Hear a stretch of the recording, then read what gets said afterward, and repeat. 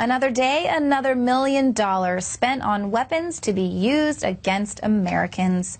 This time, the Department of Homeland Security signals its intent to spend $500,000 purchasing pepper spray projectiles, pepper spray launchers, and riot expansion kits. Now, although the weapons are being purchased by Immigration and Customs Enforcement, the document makes it clear that they will be used to train Federal Protective Service agents. And according to a video demonstration, the TAC 700 pepper spray launcher has a strong psychological influence on the people it's being used against because it's so loud and sounds like an automatic machine gun. Obviously has a lot of unique benefits in that you can control the rate of fire. You have different types of rate of fire, including a 3-round burst option with this system. So it's a good option for agencies that are looking for higher firepower, situations where they anticipate delivering a lot of projectiles, or situations where they want to have that extra psychological advantage when they deploy this in the field. As you can imagine, just hearing that discharge is a strong psychological influence on the people that it's being used against.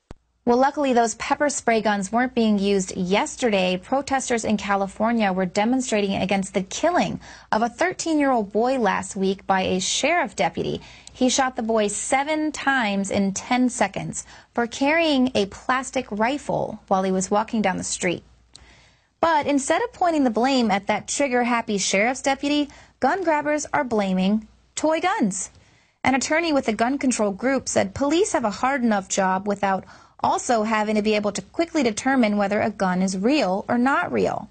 Now, California already requires fake guns to be painted in bright colors, but now State Senator Kevin De Leon wants to extend that to BB and pellet guns as well. Now, never mind the fact that the deputy who shot 13-year-old Lopez 7 times was a firearms instructor and range master who trained his law enforcement colleagues in the proper use of force for nearly 2 decades, and he should have been able to tell that it wasn't a real gun. No, it's not his fault at all. It's the fact that toy guns aren't made in hot pink Nerf foam. And they're not just coming after your toy guns, but ammunition as well.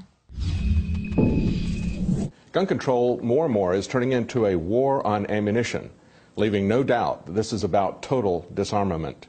Gun control groups are pushing for background and registration of ammunition and not just guns. Another new front in the war on ammunition is environmental regulation. California just banned lead bullets for hunting, citing environmental protection. The Center for Biological Diversity has lobbied the EPA, unsuccessfully so far, to regulate ammunition as part of the Toxic Substances Control Act.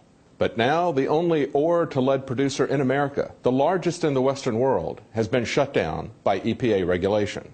For over 20 years, the company had been researching a wet chemical process and investing $30 million to replace smelting. The new process would have eliminated 99% of all current land, air, and water pollution releases, but EPA's regulatory uncertainty and estimated expense of $100 million to convert caused the company to finally throw in the towel. It's not just ammunition that's disappearing. American industry, American jobs are being regulated out of existence as well. Now, lead's still going to be manufactured in China, but it'll be done without any environmental oversight. It'll be scarce, it'll be expensive, we'll have fragile supply lines. There's more to the shutdown of Doe Run than just shutting down American industry and exporting jobs. It's part of a multi-pronged attack on ammunition. Drying up the market by hoarding all ammunition. Shutting down the market with background checks, registration, and banning of online sales. Using environmental regulation to ban the use and manufacture of lead. And after we can no longer manufacture ammunition domestically, we have the UN Arms Trade Treaty to stop the importation of ammunition. If you look at the multiple ways they're trying to remove all ammunition, not just certain guns they believe are dangerous, there's no question that this is about all-out gun control. For InfoWars Nightly News, I'm David Knight.